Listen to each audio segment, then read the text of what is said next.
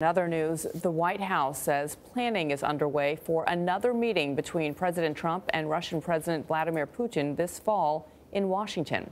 This comes as President Obama's Secretary of State John Kerry is denouncing this week's Helsinki summit as indefensible.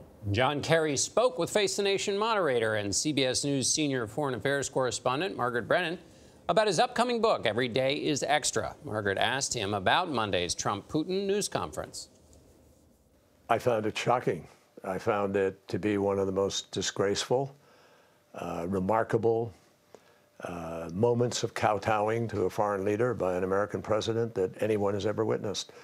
And it wasn't just that it was a kind of surrender, it's that it is dangerous. The president stood there and did not defend our country. He stood there and did not defend the truth. He did not defend the facts.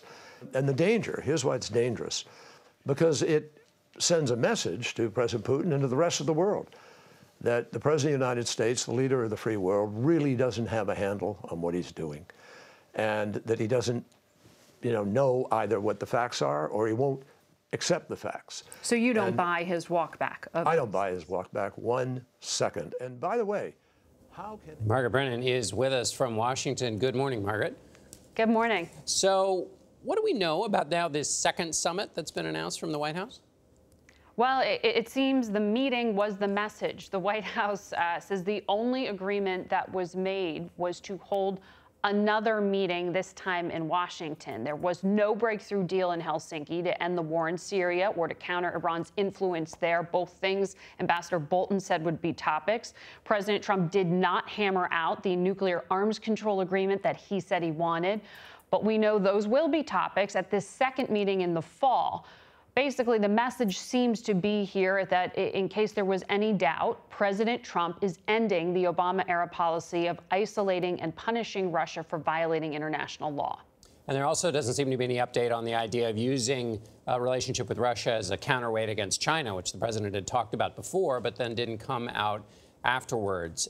So within the administration, was this the agreed upon plan, or was this an improvisation by the president, do we think, this idea of a second summit?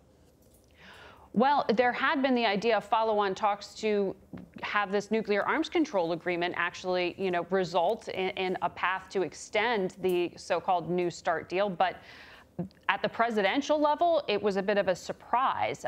President Trump told his team that in Helsinki, he held a really firm line with Vladimir Putin on the war in Syria, and that, he made some clear insistence here that the U.S. isn't going to withdraw U.S. troops until Iranian-backed forces do. This is what he is telling his team, he said. But as we know, no one except the people in the room really know, and those are only the two men themselves, the two leaders, what was agreed upon and what was perhaps suggested. So what the White House says in an agreement doesn't necessarily line up with what the Russians say are various concepts, ideas, and proposals that were agreed upon. Well, Margaret, talking about surprises, a top intelligence official was clearly surprised. We saw that in real time. Does anybody in the White House say, you know what, maybe we should have given Dan a heads up about that? Is there any reflection on that move? The director of national intelligence, I mean, he looked gobsmacked on television. That was an awful position for him to be in.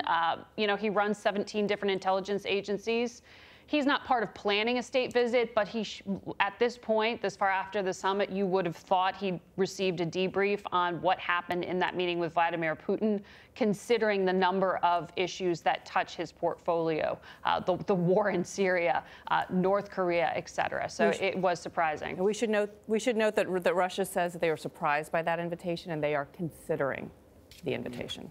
All right. Thank you very much, Margaret.